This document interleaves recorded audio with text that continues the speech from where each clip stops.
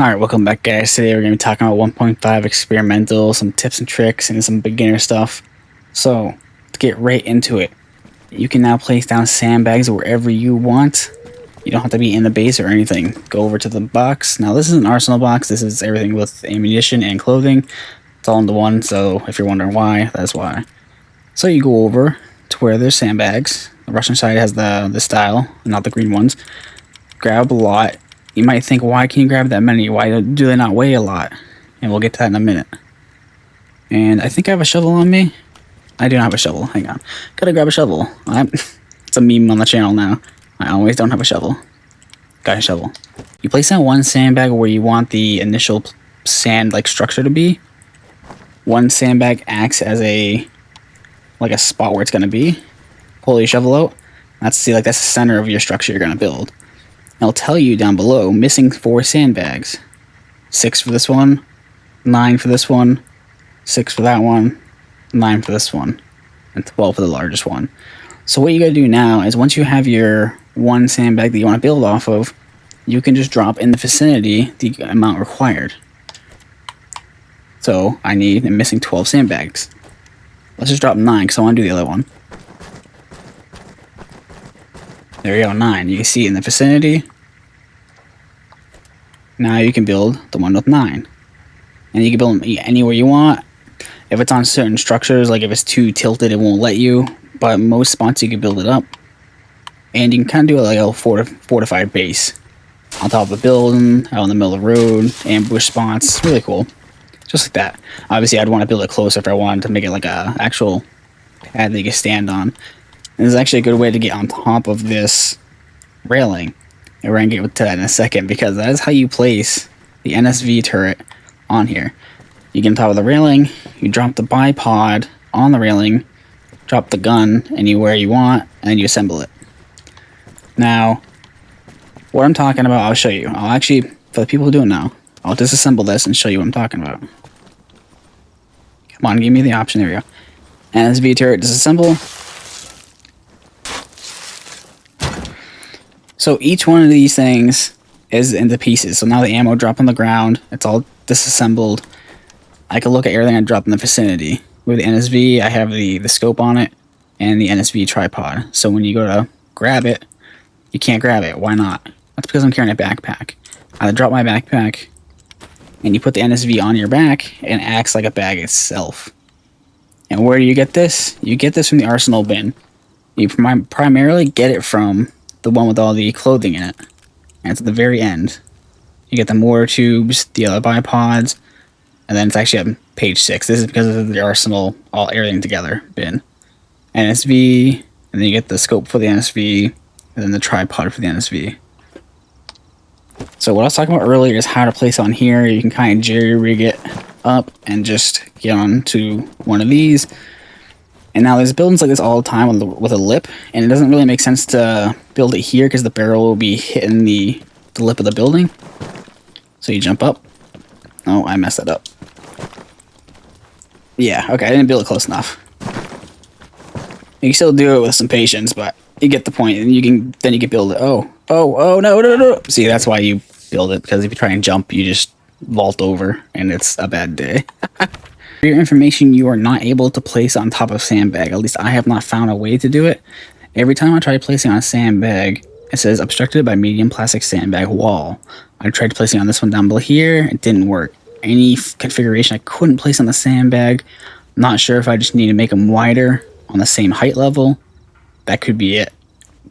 But I really hope they change that, because I want to be able to put it on sandbags to make full sandbag like barricades somewhere. I think that would be really cool. So with the 1.5 update, we have some new RPG rounds. Now, the 70mm one is standard. That's the one we always had. It's effective 500 meters. And then the new one is a warhead style. It's a Heat PG 7VL. If you look in the description, it is a 73mm warhead. And then the 105 is a chunky boy. It says 200 meters effective. That means it's heavy. Those meterages are not a joke.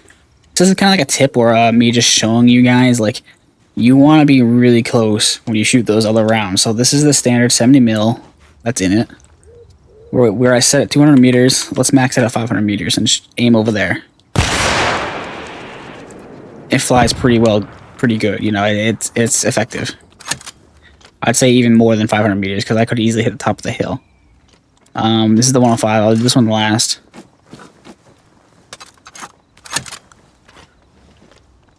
This is the 93 millimeter. Did pretty good, but I still dropped quite a bit. Now let's watch the 105. Dropped way down there. Obviously, it's a way bigger explosion. It's meant to pierce the armor of like an LAV and kill everybody inside instantly. That's what that's meant for.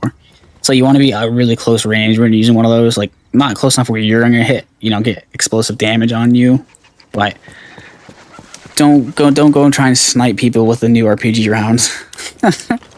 And obviously, we have the new PG-22 disposable style, you know, rocket launcher here. Nothing super special to talk about this. No real tips. It's just a one-shot type thing. A recoilless rifle. There you go. Alright guys, this next tip is going to be talking about the Russian mine specifically. When you place it on the ground, you have 30 seconds to disarm it. If you do not disarm it in 30 seconds, it is live. You can walk around it. It will not blow you up. You have 30 seconds until this thing goes off. Now, the American one, not so much. It will go off as soon as you place and arm it. As soon as you place this thing down, it should be live.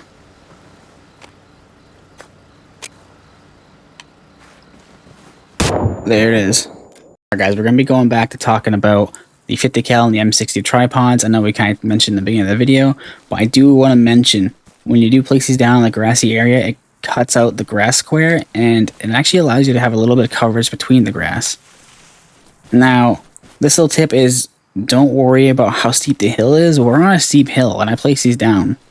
When you're laying down, first off, you're barely seen through that grass, but your visual sight is perfect.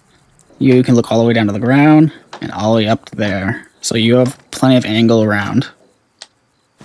Same thing with the M2 50 cal. Now, you are in the sitting up position. Keep that in mind, so you're kind of sticking out. You want to have more cover than that. And then you have plenty of, you know, up and down visual on this one. This next tip is going to be talking about the bush physics. So obviously, you know, there's bush physics now. When you run through them, and not only makes a sound, they move. Does walking slow actually help? We're going to show you right now. It does. If you walk really slow through these bushes, they do not move at all, as if you were like in real life. Well, in real life they move a little bit, but see, and the faster you run, the more they move. So keep that in mind when you're running through a forest or up into an enemy base. You don't want us to be sprinting through these bushes. They're going to see you. Slow, steady movement works. That's going to be it today. Short video. Make sure y'all hit that like button, hit that subscribe button. If you want some more tips and tricks about 1.5, let me know in the comment section down below. That being said, have a good one, guys. Peace out.